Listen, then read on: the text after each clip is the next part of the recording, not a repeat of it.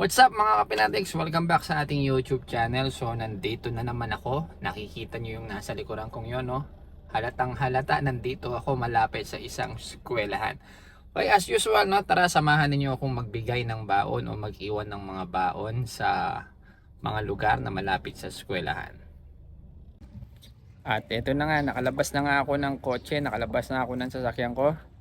Ready na yung mga coins na iiwan natin sa mga lugar na malapit sa eskwelahan. Of course, syempre hindi na ako lalayo, no?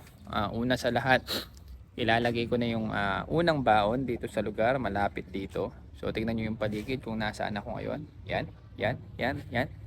Merong malaking bahay doon sa may bandang likuran ko. Okay? Pero, no, ang gusto ko siguro dito ko muna siya ilalagay. Maiba naman. Yan, may puno dito. Yan. Dito siya malapit sa building na to. Yan. Gusto ko dito ko muna siya ilagay. Maiba naman, no? So ito, samahan nyo ako. Lalagay ko siya doon. Ayun, nandun yung plastic. Yan, so successful na yung pag-iiwan ng unang baon doon sa puno, no? Samahan nyo akong hanapin yung pangalawang lugar kung saan natin iiwan yung baon ng mga bata. Medyo mainit lang. No? Mainit lang pero carry bells naman. No, kailangan para makatulong tayo kahit papaano sa mga estudyante.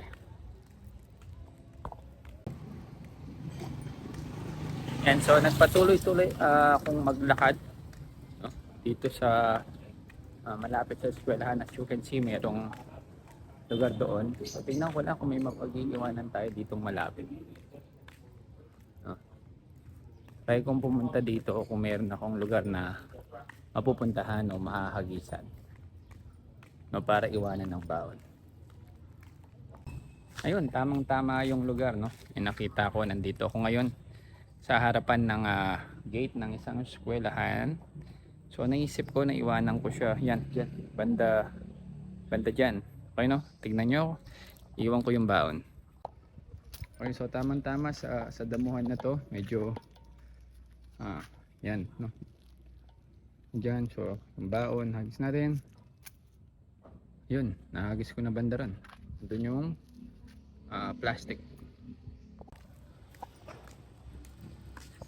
Yan, okay na tayo sa pangalawang baon.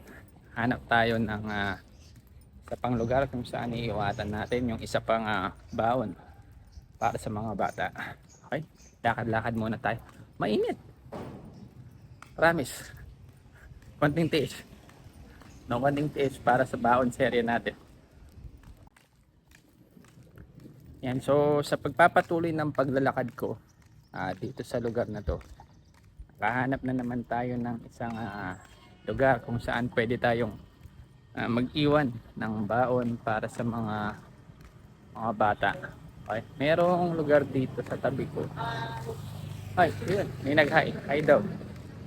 Merong lugar dito sa tabi ko.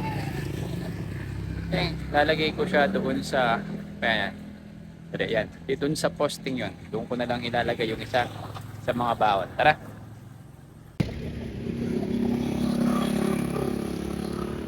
So, kailangan ko lang tumawid from that point papunta sa lugar na to.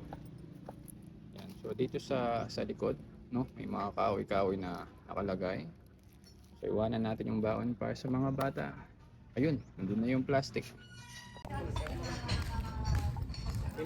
Yan, so successful tayo sa pag-iiwan ng mga baon sa mga lugar malapit sa eskwelahan. Nakatatlo na tayo. Noko, Hagardo Versosa na tayo. Pero konting days para sa ating baon series para sa mga bata. Hinahanap ko lang yung magandang paglagyan, no, lugar para sa pang-apat na baon. At may nakita ako dito. Yan, nakita ko yung, hindi ko alam ano to. Yan, hindi ko alam kung anong tawag dyan, pero naisip ko na ilagay na lang siya dito.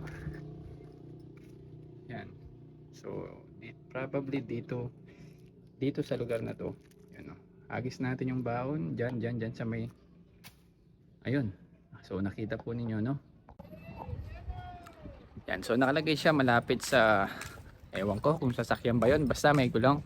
With that, no, maraming salamat sa pagsama sa akin today, mga Kapenatics, no? Salamat sa pagsama na mag-iwan ng mga baon para sa mga estudyante. Again, kung pakiramdam po ninyo kailangan po ninyo yung baon, no? Feel free na hanapin siya. Kung hindi nyo naman po kailangan, paki-share na lang po yung video o kaya paki-send yung video doon sa mga taong kakilala nyo. Again, doon po sa makakapulot ng baon, makakahanap, makakakita, walang ibang wish, Sir Alden, kung hindi mag-aral kayo ng mabuti. Hanggang sa susunod na video, kita-kits mga Kapenatics.